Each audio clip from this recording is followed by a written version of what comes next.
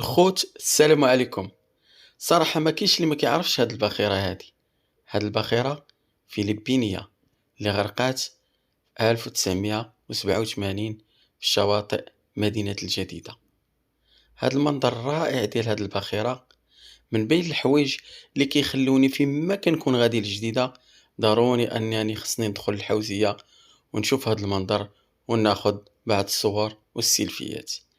حتى الزوار كاملين اللي كيجيو هنا، هاد المنظر ديال هاد الباخرة كيخليهم كيبقاو دائما يجيو يزوروا هاد الشاطئ الرائع ديال الحوزية.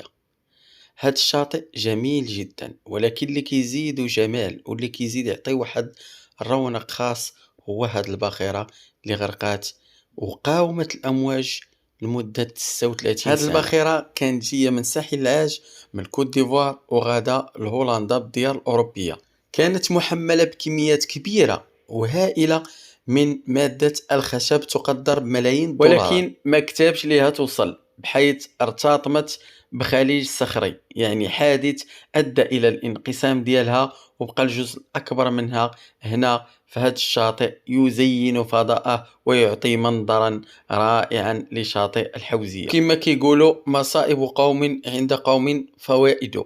سمحوا في الجمل بما حمل، وبقى الخشب هنا استفدت منه السلطات بمدينة الجديدة، حيث تم البيع ديالو في المزاد العلني وتمولت به مجموعة من المشاريع الرياضية. وبطبيعة الحال فريق الدفاع الحسني الجديدي ممثل مدينة الجديدة اليوم للأسف بعد ما قاومت هذه السفينة 36 سنة وهي كتقاوم الأمواج والظروف المناخية، اليوم تستسلم وتسقط في الماء. إذا خوتي اليوم كيسالي أطول فيلم تيتانيك اللي ما بغيناش يسالي بكل صراحة، ولكن لكل بداية نهاية. صراحة بزاف الناس كيديهم هذاك المنظر لهذا الشاطئ، لهذا بغيت نبارطاجي معكم يعني الاختفاء ديال هاد او السقوط ديال هاد الباخرة باش من يمشيو الناس تما ما يتصدموش بالاختفاء ديالها. الى هنا غادي نقول لكم بالسلام عليكم، مع تحيات كريم من قناة كريم اس فلوق.